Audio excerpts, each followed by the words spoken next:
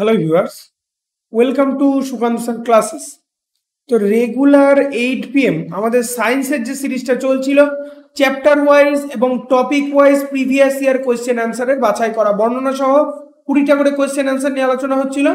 আজকে কেমিস্ট্রির 13 number class, 13 number class. আজকে আমরা পলিমার সম্বন্ধে বাছাই করা 20 কোয়েশ্চেন নিয়ে আলোচনা করবো। তোমরা জানো upcoming WBP with KP, railway সহ পিএসসির সমস্ত রকম এক্সামের জন্য আমাদের এই সিরিজগুলো তোমাদের জন্য ইম্পর্টেন্ট হচ্ছে, ঠিক আছে? আজকে তো পলিমার শুরু করব, তার আগে গতদিন আমাদের শেষ হয়েছিল হচ্ছে ধাতুবিদ্যা বা ধাতু সংকরের বেশ কিছু কোয়েশ্চেন, ঠিক আছে? তো সেই কোয়েশ্চেনের মধ্যে থেকেও কিছু আছে, আর তারপর অ্যাকচুয়ালি আমরা পলিমারটা শুরু করি। তো আমাদের ক্লাস রুটিনগুলো একবার একটুখানি দেখে নাও। GA এর ভিডিও কিছুদিন বন্ধ রয়েছে। ইংলিশের লাইভ সিরিজগুলো আমাদের চলছে রেগুলার সন্ধ্যে 7টায়। ম্যাথ জিআই এটার লাইভ সিরিজ চলছে রাত 10টায়, এবং সায়েন্সের যে ভিডিওগুলো সেগুলো থাকছে তোমাদের রাত 8টা থেকে। সমস্তটাই বাইলিঙ্গুয়াল, অর্থাৎ বাংলা এবং ইংরেজি একই সঙ্গে। যারা এখনো আমাদের টেলিগ্রাম চ্যানেলের সঙ্গে জয়েন হওনি, অবশ্যই নিচে ডেসক্রিপশন থেকে টেলিগ্রাম লিঙ্কের সঙ্গে জয়েন হয়ে যাও। ভিডিও পিডিএফ নোটিফিকেশনগুলো ওখানে সব প্রোভাইড করে দেওয়া হয়, ঠিক আছে? তো চলে আসো আজকের 1 নম্বর কোয়েশ্চেন। বলেছে অ্যালুমিনিয়াম ধাতু শুধুমাত্র নিম্নলিখিত দ্বারা নিষ্কাশিত করা হয়। মানে অ্যালুমিনিয়াম যে ধাতুটা, এটা কি দ্বারা নিষ্কাশন করা হয়? হ্রাস, জারণ, নিরপেক্ষণ নাকি নিরপেক্ষকরণ নাকি তড়িৎ বিশ্লেষণ? সঠিক উত্তর হয়ে যাচ্ছে তড়িৎ বিশ্লেষণ দ্বারা অ্যালুমিনিয়াম ধাতু নিষ্কাশন করা হয়, ঠিক আছে? মানে অ্যালুমিনিয়ামের আকরিক থেকে অ্যালুমিনিয়ামকে নিষ্কাশন করা হয় কি দ্বারা বলো? তড়িৎ বিশ্লেষণ দ্বারা, ঠিক আছে? অ্যালুমিনিয়াম হলো একটি রাসায়নিক উপাদান যা থেকে ধাতু পাওয়া যায়। অ্যালুমিনিয়ামের প্রধান আকরিক হচ্ছে বক্সাইট, ঠিক আছে? বক্সাইট থেকে প্রধানত অ্যালুমিনিয়াম নিষ্কাশন করা হয়। আচ্ছা, আকরিক কাকে বলে এই সম্বন্ধে অনেকের ধারণা থাকে না, আমি একটুখানি বলে দিই। দেখো, আকরিক আর খনিজ দুটো বিষয়টা কি? মাটির তলা থেকে অর্থাৎ খনি থেকে যা পাওয়া যায় সেটাকে খনিজ। আর আকরিকটা কি? যে সমস্ত খনিজ থেকে সহজে বা সুলভ মূল্যে ধাতু নিষ্কাশন করা যায় তাদেরকে আকরিক, ঠিক আছে? তাহলে এটি প্রধানত অ্যালুমিনিয়াম অক্সাইড, আয়রন অক্সাইড এবং কিছু অন্যান্য অমেদ্য নিয়ে গঠিত। এই অমেদ্যগুলি বায়ার প্রক্রিয়া দ্বারা সরানো হয়। শুধুমাত্র অ্যালুমিনা Al2O3 যার সংকেত, এটাকে রেখে বাদবাকিগুলোকে সরিয়ে ফেলা হয়। ইলেকট্রোলাইসিস দ্বারা অ্যালুমিনিয়া থেকে বিশুদ্ধ অ্যালুমিনিয়াম পাওয়া যায়। এই হচ্ছে প্রসিডিওর। তাহলে আলটিমেট কিসের দ্বারা অ্যালুমিনিয়াম পাওয়া যাচ্ছে? তড়িৎ বিশ্লেষণের দ্বারা, ঠিক আছে? এরপর দেখো 2 নম্বর কোশ্চেন কি রয়েছে। বলেছে ড্যাশ ধাতু শুধুমাত্র বৈদ্যুতিক পচন দ্বারা নিষ্কাশিত হয়, ঠিক আছে? ইলেকট্রিক্যাল ডিকম্পোজিশন, ঠিক আছে? ইলেকট্রিক্যাল ডিকম্পোজিশন দ্বারা নিঃসৃত হয়। অ্যালুমিনিয়াম, জিঙ্ক, লোহা নাকি কপার? সঠিক উত্তর হয়ে যাচ্ছে কি? অ্যালুমিনিয়াম, ঠিক আছে? অ্যালুমিনিয়াম দ্বারা নিষ্কাশন। পরের কোশ্চেনটা চলে আসে দেখো, আরআরবি এলপি টেকনিশিয়ানে আসা 2018 শিফট নাম্বার 1 9/8/2018। সমস্তটাই কিন্তু PYQ। আর তোমরা জানো এনটিপিসির কিন্তু ডেট পড়ে গেছে, সরি মানে সিট অ্যালটমেন্ট চলে এসেছে, ডেট খুব তাড়াতাড়ি পড়ে যাবে, গ্রুপ ডি আসছে। তো এই পরিস্থিতিকে মাথায় রেখে আমাদের কিন্তু পড়ার সঙ্গে সঙ্গে previous year question answer 100% complete করা দরকার। তো এই লক্ষ্যে আমাদের সমস্ত ভিডিওগুলো তোমরা প্লেলিস্ট থেকে পরপর দেখে নাও, সবগুলো কিন্তু তোমাদের জন্য ইম্পর্টেন্ট হবে। চলে আসো 3 নম্বর কোশ্চেন। বলেছে নিচের কোন প্রক্রিয়াটি বিশুদ্ধ গলিত আকরিক থেকে অত্যন্ত প্রক্রিয়াশীল ধাতু অপসারণ করে? উপযুক্ত এজেন্ট দ্বারা হ্রাস, তড়িৎ বিশ্লেষণ, ক্যালসিনেশন নাকি ভাজা? ভাজা বলতে এখানে রোস্টিং কথা বলা, ঠিক আছে? তো তড়িৎ বিশ্লেষণ হচ্ছে সঠিক উত্তর, তাই না? তড়িৎ বিশ্লেষণের দ্বারা গলিত আকরিক থেকে প্রক্রিয়াশীল যে ধাতু অপসারণ বা ধাতু নিষ্কাশন করা হয় তার একটা মেইন প্রক্রিয়া হচ্ছে তড়িৎ বিশ্লেষণ বা ইলেকট্রোলাইসিস। যেমন ইলেকট্রোলাইসিস দ্বারা তোমার অ্যালুমিনিয়াম বের করা হয় অ্যালুমিনা থেকে। পরের কোশ্চেনটাই চলে আসো। গ্যালেনা হলো ড্যাশের আকরিক। গ্যালেনা কোন ধাতুর আকরিক? সীসা, তামা, অ্যালুমিনিয়াম নাকি লোহা? আরআরবি জেইতে আসা সীসা, তামা, অ্যালুমিনিয়াম নাকি লোহা গ্যালেনার আকরিক? তো সঠিক উত্তর হয়ে যাচ্ছে সীসা হচ্ছে গ্যালেনার আকরিক। আর গ্যালেনা হলো সীসার আকরিক, ঠিক আছে? গ্যালেনা হচ্ছে সীসার একটি বা লেডের একটি আকরিক, গ্যালেনা, ঠিক আছে? চলো, এর মধ্যে কোনটি ধাতু বা খনিজ নয়? আরআরবি এনটিপিসি তে আসা 2017 ধাতু বা খনিজ নয়, কয়লা, বক্সাইট, টিন, নিকেল। এর মধ্যে কোনটি ধাতুও নয় আবার খনিজও নয়? বুঝতে পারলেন? সঠিক উত্তর হয়েছে কি কয়লা। কয়লা হচ্ছে ধাতু বা খনিজ নয়। ঠিক আছে। মাটি থেকে যে সকল পদার্থ বের করে আনা হয় সেটা হচ্ছে খনিজ। খনিজ সাধারণত 3 প্রকার: ধাতব, অধাতব এবং শক্তি খনিজ। ধাতব খনিজ কোনগুলো? যে পোষক পদার্থ থেকে, যে সমস্ত খনিজ থেকে ধাতব খনিজ, মানে যে সমস্ত খনিজের মধ্যে ধাতু থাকে বা ধাতু নিষ্কাশন করা হয় সেগুলোকে বলা হয় ধাতব খনিজ। যে সমস্ত খনিজগুলোর মধ্যে অধাতু পাওয়া যায় যেমন লবণ, অ্যাসবেস্টস, সালফার, গ্রানাইট, এগুলো সব অধাতব খনিজ। শক্ত খনিজ কি? কয়লা, পেট্রোলিয়াম, প্রাকৃতিক গ্যাস, এইগুলো হচ্ছে শক্তি খনিজ। বুঝতে পারলে কি বলো? তাহলে অ্যাকচুয়ালি কোশ্চেনটা আমাদের কি বলেছিল? হুইচ দিস নাইদার মেটাল নর মিনারেল।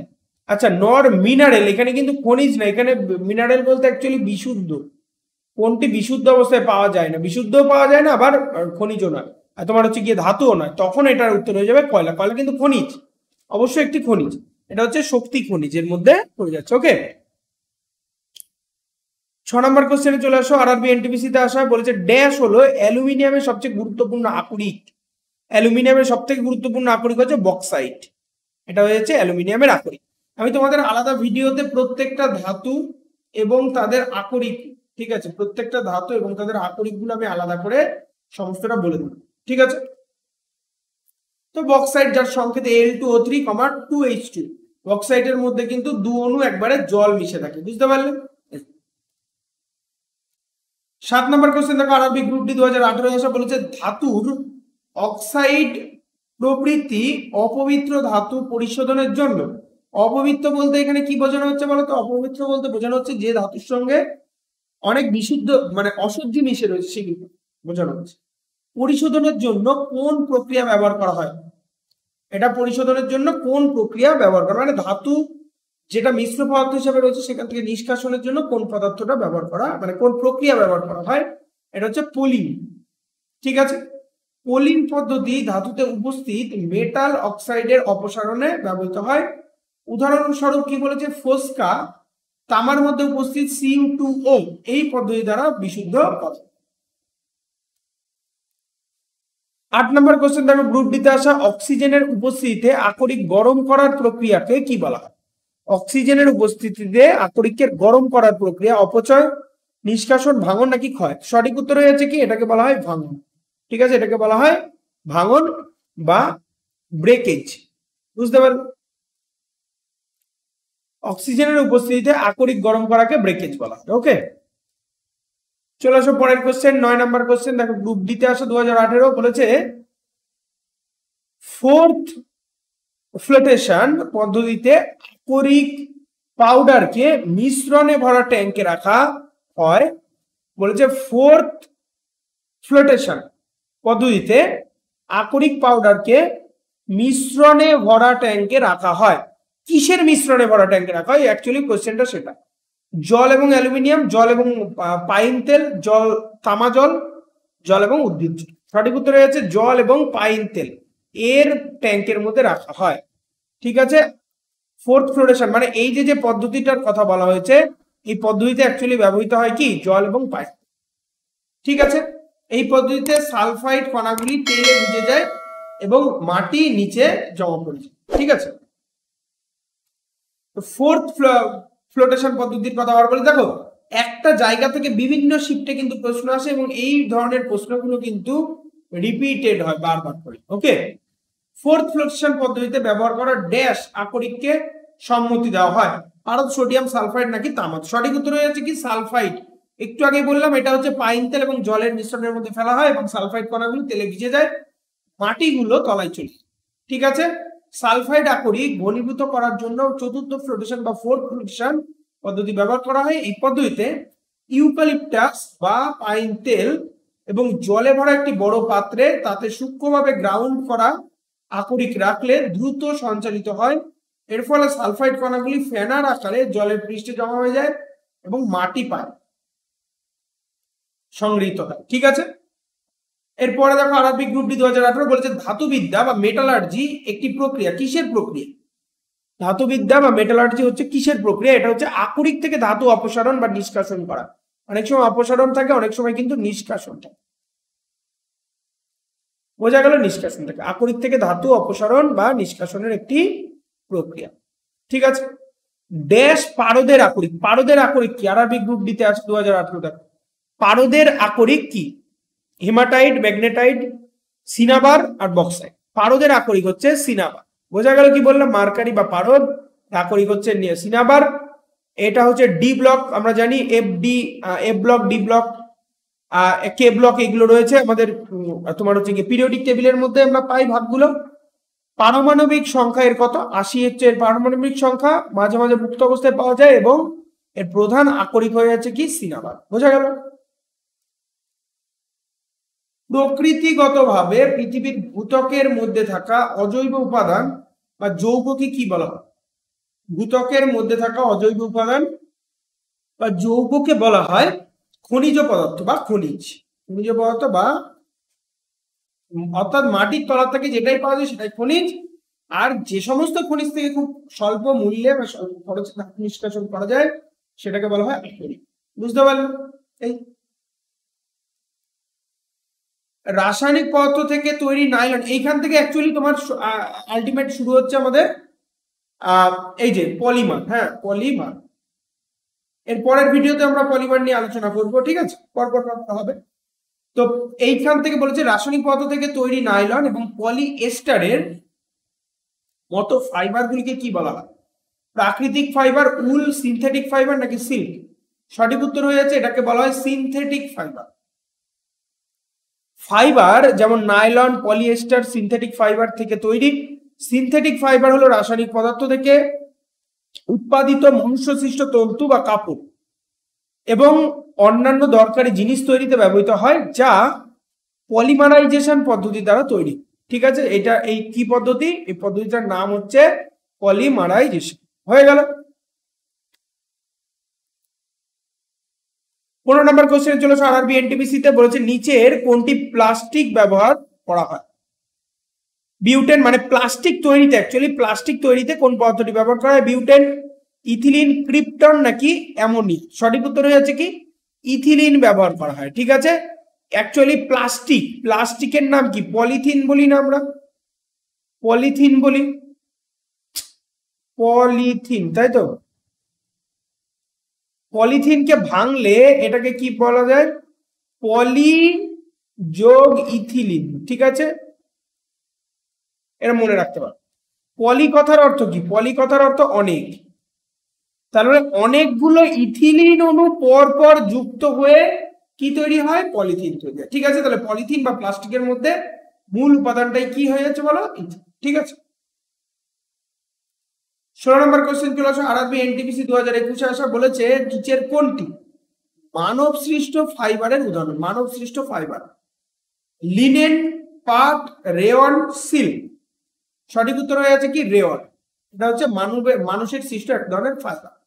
অত্যাধুনিক সেলাইয়ের থ্রেডগুলিতে যে ফাইবারগুলি যায় তা 3টি প্রধান উৎস থেকে আসে: উদ্ভিদ তন্তু, প্রোটিন ফাইবার এবং মনুষ্য সৃষ্ট তন্তু।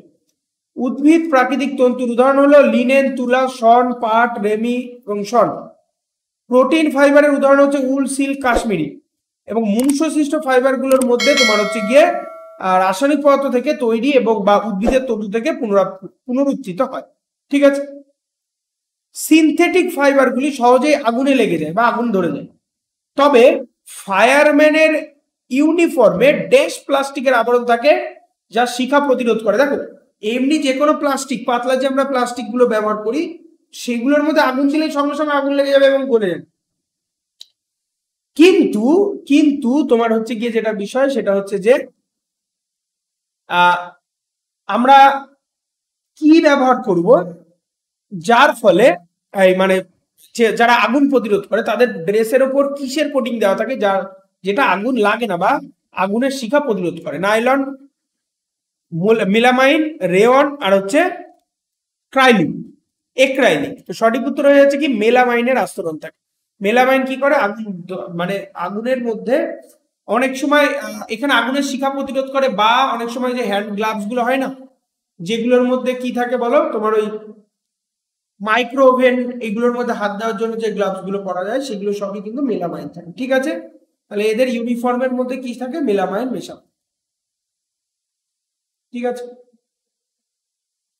চলে আসো পরের কোশ্চেন। এরপরে দেখো বেকেলাইট।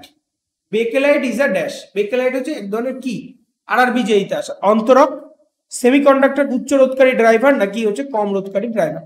তো এই যে অন্তরক কি, সেমিকন্ডাক্টর কি, কন্ডাক্টর কি, কোনগুলো ভালো কন্ডাক্টর, কোনগুলো কম কন্ডাক্টর, কোনগুলো সেমিকন্ডাক্টর, সব আগের ভিডিওতে আলোচনা করেছিলাম। আগের ভিডিওটা তোমরা দেখে নাও, কেমিস্ট্রির প্লেলিস্ট বানানো আছে, সেখান থেকে দেখে নিতে পারো। তো অন্তরক এটা হচ্ছে একটা বেকেলাইট। অন্তরক মানে কি, যার মধ্যে দিয়ে তাপ তড়িৎ কিছুই যায় না, সেটা হচ্ছে অন্তরক পদার্থ। হ্যাঁ, তো বেকেলাইট হলো একটা থার্মোস্ট্যাটিক প্লাস্টিক বা অপরিবাহী। অপরিবাহী মানে এখান থেকে কোনো বিদ্যুৎ বা তাপ যায় না হিসাবে কাজ করে। এটি এক ধরনের অন্তরক পদার্থ হিসাবে কাজ করে। ঠিক আছে, এই যে বৈদ্যুতিক শক থেকে সুরক্ষার জন্য এটা ব্যবহার করা হয়ে থাকে। ঠিক আছে, আরআরবি এনটিপিসি বলেছে বহু ব্যবহারের প্লাস্টিকের জলের বোতল ড্যাশ দিয়ে তৈরি। Bakelite, polystyrene, polythene, silicon. সঠিক উত্তর আমাদের কি হয়ে যাচ্ছে বলো, পলিথিন দিয়ে তৈরি। ঠিক আছে, বহু ব্যবহারের প্লাস্টিক, এটা হচ্ছে প্লাস্টিকের যে জলের বোতল, এটা হচ্ছে পলিথিন দিয়ে। ওকে, লাস্ট কোশ্চেন আজকে আরআরবি এনটিপিসি বলেছে নন স্টিকিং। নন স্টিকিং পাত্র, সেই নন স্টিকের কড়াই, নন স্টিকের এই যে এই বিভিন্ন রকম পাত্র যেগুলো বের হয়, কোন পেস্ট প্রয়োগ করা হয়, যাতে আগুন দিলেও তো এটা পেস্টিং ছেড়ে দেয় না। ঠিক আছে, তাহলে কোন ধরনের পেস্ট ব্যবহার করা, এটা হচ্ছে এক ধরনের টেফলন ব্যবহার করা। ঠিক আছে, যেটা কিন্তু আগুনে সহজে ওরকম ভাবে ছেড়ে দেবে না। ঠিক আছে, টেফলন একটি রাসায়নিকভাবে নিষ্ক্রিয় এবং তাপ প্রতিরোধী পলিমার। টেফলনের শীট খুব মসৃণ হয়, কিছুতেই লেগে যায় না, কিছুতেই লেগে থাকে না। এই কারণে টেফলন রান্নার পাত্রে লেপে দেওয়া হয় বা প্রলেপ দেওয়া হয়। তার ফলে ওর উপর দিয়ে কোনো কিছু দিলে ওটা কিন্তু টেফলনের উপর লাগে না, হ্যাঁ, সহজেই উঠে যায়। বুঝতে পারো? তো এই ছিল আজকের 20টা কোশ্চেন। অবশ্যই ভিডিওর সিরিজগুলো তোমরা দেখতে থাকো, সম্পূর্ণ পিওয়াইকিউ নিয়ে আলোচনা হচ্ছে, কোশ্চেন আনসার সহ। যে কোনো কোয়ারিজ থাকলে অবশ্যই কোয়ারিজ করো কমেন্টে। ভালো লাগলে লাইক, কমেন্ট, সাবস্ক্রাইব এবং শেয়ার করো। যারা এখন আমাদের টেলিগ্রামের সঙ্গে জয়েন হয়নি অবশ্যই জয়েন হয়ে যাও। খুব ভালো করে পড়ো, সামনে প্রচুর পরীক্ষা আছে। Be successful in your life.